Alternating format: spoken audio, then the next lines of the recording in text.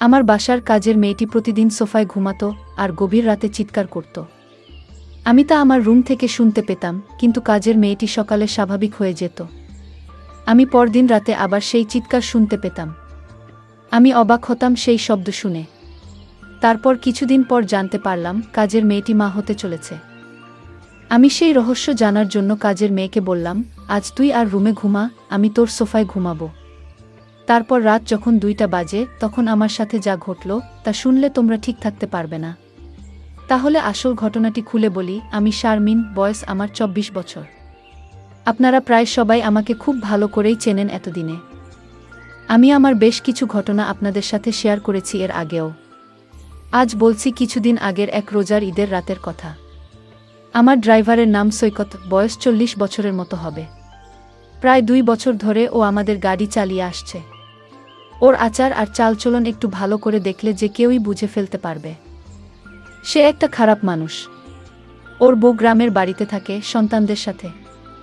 সারা বছর ও ঢাকাতেই থাকে, আর শুধু পূজার সময় ছুটি নিয়ে বাড়িতে যায় কয়েক দিনের জন্য। যে একটা চরিত্রহীন তা আমিও আসার পর প্রথম দিন গাড়িতে চড়েই টের পেয়ে গিয়েছিলাম। গাড়ি চালানোর থেকে এক অদ্ভুতভাবে তাকিয়ে থাকত, আর খাবার জন্য ঘরে এলেই আমাদের কাজের মেয়ে সাইমার দিকে তাকিয়ে থাকত, এমনকি আমার দিকেও তাকাত সুযোগ পেলেই। প্রথম দিকে একটু কেমন কেমন লাগলেও আস্তে আস্তে ব্যাপারটার সাথে মানিয়ে নিয়েছিলাম। এটা পুরুষদের জন্য স্বাভাবিক মনে করেই এভাবে প্রায় বছর খানিক চলে গেল। থাকার জায়গা না থাকায় ও আমাদের গ্যারেজের সাথে থাকা ছোট একটা রুমে থাকত। এতে কাজেরও সুবিধা হতো, ওকে দিয়ে ঘরের অনেক ছোটখাট কাজও করিয়ে নেওয়া যেত। আমি আর সাইমা প্রায় প্রতি রাতেই একসাথে টিভি দেখতাম, যখন আমার স্বামী দেশের বাইরে থাকত। রাত একটু গভীর হয়ে গেলে আমি আমার খাটে এসে ঘুমিয়ে পড়তাম, আর সাইমা একা একা আরেকটু সময় টিভি দেখে সোফাতেই ঘুমিয়ে পড়ত, ওর ঘরে যেত না। এভাবে একদিন রাতের বেলা আমি টিভি ছেড়ে উঠে এসে আমার খাটে ঘুমিয়েছিলাম, আর সাইমা সোফাতে ঘুমিয়েছিল। রাত প্রায় 2টার দিকে কি যেন একটা শব্দে আমার ঘুম ভেঙে গেল। ঘুম ভাঙার পর আমি আর শব্দটা পেলাম না। আমি আবার ঘুমিয়ে পড়তে যাব, এমন সময় মনে হলো ফ্রিজ থেকে একটু ঠান্ডা পানি খেয়ে নিই। খাওয়ার জন্য আমি খাট ছেড়ে ডাইনিং রুমের দিকে গেলাম। যাবার সময় ড্রয়িং রুমে টিভির হালকা আলোতে নড়াচড়া দেখতে পেলাম। আমি কোনো আওয়াজ না করে দাঁড়িয়ে গেলাম কি হচ্ছে তা দেখার জন্য। যা দেখলাম তাতে আমার মুখ যেন হা হয়ে মাটিতে পড়ার দশা হলো। আমি এই দৃশ্য দেখে পুরো হতভম্ব হয়ে গেলাম, আমার মাথা যেন কাজই করছিল না। আমি প্রায় 10 মিনিট মতো মনে হয় দাঁড়িয়ে দাঁড়িয়ে সাইমার এক অদ্ভুত দৃশ্য দেখছিলাম, সৈকত আর সাইমার।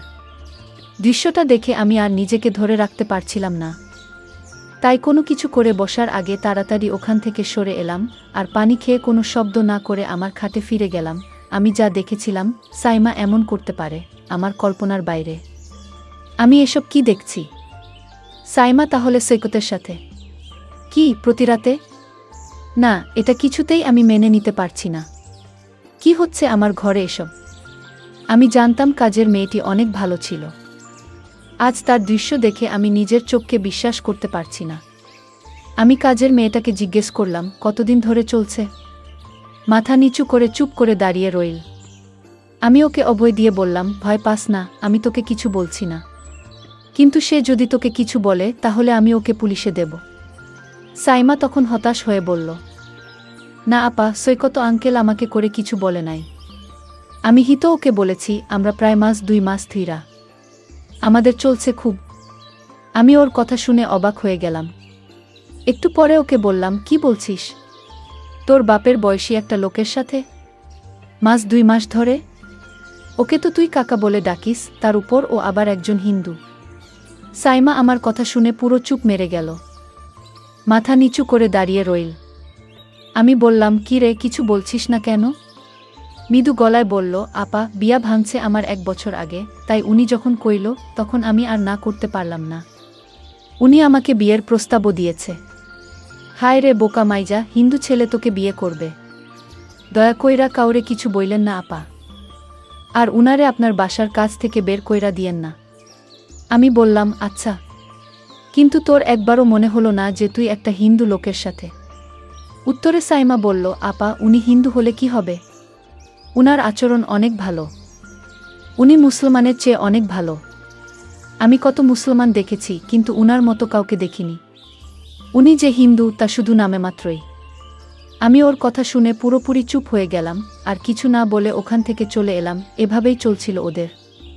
আমি মাঝে মধ্যে আরও অনেকবার ওদেরকে ড্রয়িং রুমের সোফায় একসাথে বসে গল্প করতে দেখেছি। আমি আর বাধা দিইনি সাইমার কথা চিন্তা করে। এখন আসি মূল ঘটনায়। সেদিন রাতে আমি আর সাইমা অন্যান্য রাতের মতো ড্রয়িং রুমে বসে টিভি দেখছিলাম। রাত প্রায় 12টা বাজে। তখন সাইমা আমাকে জিজ্ঞেস করল আমি ঘুমাতে যাব কিনা। আমি না বললে ও বলল সারা দিন বাড়ির কাজের চাপে সে খুব ক্লান্ত, ও রুমে গিয়ে ঘুমাবে। এই বলে ও চলে গেল ঘুমাতে। আমি সোফায় শুয়ে টিভি দেখতে লাগলাম। প্রায় আধা ঘন্টা টিভি দেখার পর আমারও খুব ঘুম আসতে লাগলো। কিন্তু আমি টিভি ছেড়ে বেডরুমে গেলাম না। টিভি দেখতে দেখতে আমি সোফাতেই শুয়ে ঘুম ঘুম চোখে অনুষ্ঠান দেখছিলাম। কিছুক্ষণের মধ্যেই আমি ঘুমিয়ে গেলাম। রাত হয়তো তখন 2টা হবে। হঠাৎ একটা শব্দে আমার ঘুম ভেঙে গেল। ঘুম ভাঙার পর কয়েক মুহূর্ত সময় লাগলো পুরোপুরি সম্বিত ফিরে পেতে। তারপর বুঝতে পারলাম কি ঘটতে যাচ্ছে। আমি ঘুমের ভান ধরে শুয়ে রইলাম।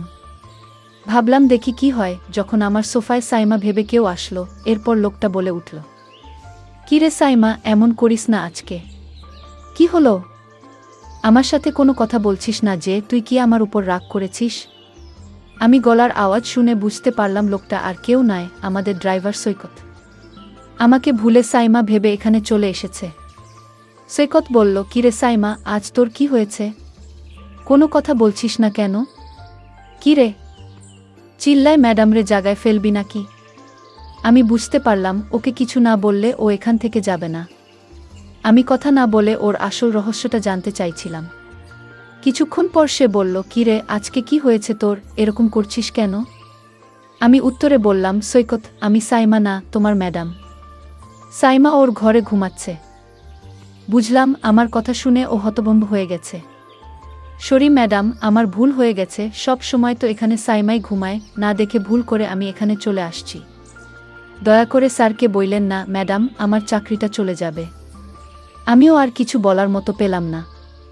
বুঝলাম ও ইচ্ছাকৃত কিছু করেনি, কারণ সাইমা এই সোফাতেই ঘুমায়, আর আমার এখানে থাকার কথা না। তাই আর কিছু না পেয়ে বললাম, আচ্ছা ঠিক আছে, আমি তোমার স্যারকে কিছু বলবো না। গিয়েও বলল, ম্যাডাম আপনি আমারে বাঁচাইলেন। কি বইলা যে আপনাকে ধন্যবাদ দিমু বুঝতেছি না। আমি উত্তরে বললাম, ধন্যবাদ দিতে হবে না, এটা একটা ভুলের কারণে হয়েছে। কিন্তু এখন বল, আমি এখানেই থাকবো নাকি আমাকে উঠে যেতে হবে? ও একটু ভয় পেল আমার কথা শুনে, বলল, সরি ম্যাডাম, ভুল হয়ে গেছে। এই তো আমি উঠেই যাচ্ছি। আমি বললাম, ঠিক আছে, তুমি তো যাবে, তার আগে আমার একটা কথা শুনে যাও। তুমি আজ যা করলে, আমি তো তোমাকে এ বাড়ি থেকে বের করে দিতে পারি। কারণ এভাবে লুকিয়ে লুকিয়ে যা করছো, তা কিন্তু মোটেও ঠিক নয়। আমি তোমাকে কিছু শর্ত দেব।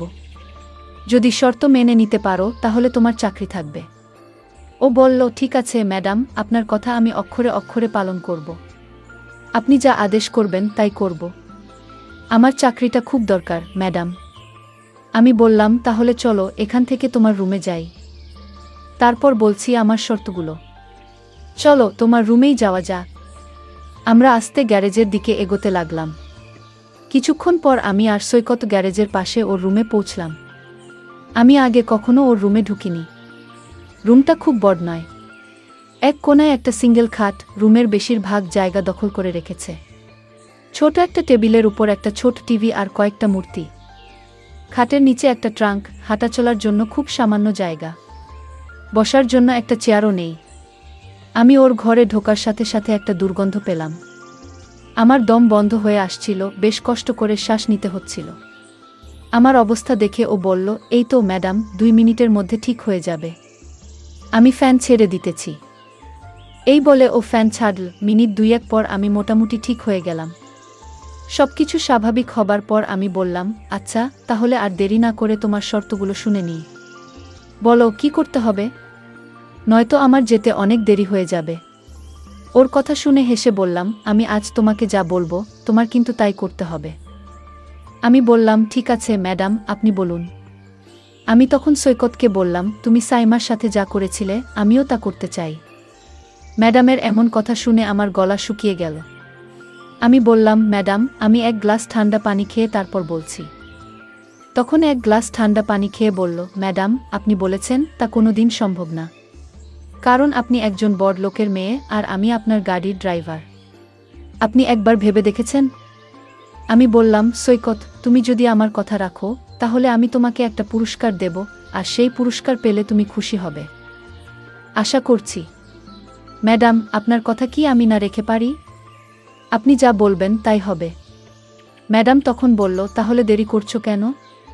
যাও, আমি এখন যা বলবো তাই করো। তুমি প্রথমে ঘরের জানালাটা বন্ধ করে দিয়ে আসো। আমি ম্যাডামের কথা শুনে অবাক হয়ে গেলাম। বললাম, ম্যাডাম, ঘরের জানালা খোলা রেখে কি বলা যায় না? ম্যাডাম তখন রাগ দেখিয়ে বলল, আমি যা বলছি তাই করো, অতিরিক্ত কথা বলবে না। আমি বাধ্য হয়ে জানালা বন্ধ করলাম। তারপর বললাম, এখন কি করতে হবে ম্যাডাম বলুন? ম্যাডাম বলল, যাও, এবার দরজাটা বন্ধ করো। আমি বললাম, ম্যাডাম কি বলছেন? বললাম, একদম চুপ। তুমি আমায় কথা দিয়েছ আমি যা বলবো তাই পালন করবে। এখন অত কথা বলছো কেন? আমি বললাম, ঠিক আছে ম্যাডাম, আপনি রাগ করবেন না, আমি বন্ধ করছি। আমি তখন হেসে হেসে বললাম, সৈকত, আমি জানি তুমি একজন ভালো মানুষ, আর তাই আমি তোমাকে একটা কথা বলবো, সেটা হলো, আমি চাই তুমি হিন্দু থেকে মুসলমান হয়ে যাও। যদি তুমি হিন্দু থেকে মুসলমান হও তাহলে তোমার সাইমাকে আমি তোমার সাথে বিয়ে দেব। আর সাইমা যেহেতু মুসলমান, তার বাবা এটা মেনে নেবেন না। আমি ম্যাডামকে বললাম, কিন্তু? বললাম, কোনো কিন্তু নয়। তুমি আমায় আগেই কথা দিয়েছ আমার কথা রাখবে। আর তাছাড়া সাইমা মা হতে চলেছে, সুতরাং তোমার এখন তাকে বিয়ে করতে হবে। তোমার ঘরে আমি আসার কারণ হচ্ছে, আমি তোমাকে পরীক্ষা করছিলাম তুমি ভালো না খারাপ। আসলে তুমি একজন ভালো মানুষ। তুমি আমার পরীক্ষায় পাশ করেছ, সাইমা যা বলেছে সেটা সত্যিই বলেছে। আসলে তোমার মতো মানুষ খুব কম পাওয়া যায়। আমি সাইমার সাথে তোমার বিয়ে দেওয়ার জন্যই তোমাকে এখানে নিয়ে এসেছি। সৈকত বলল, ম্যাডাম, আপনার যা ভালো মনে হয় তাই করুন। বন্ধুরা, আজকের গল্পটি তোমাদের কেমন লাগলো তা অবশ্যই কমেন্ট করে জানাতে ভুলবে না। আর প্রতিদিন এরকম নতুন নতুন গল্প পেতে আমার চ্যানেলটিকে সাবস্ক্রাইব করে পাশে থাকবেন। ধন্যবাদ।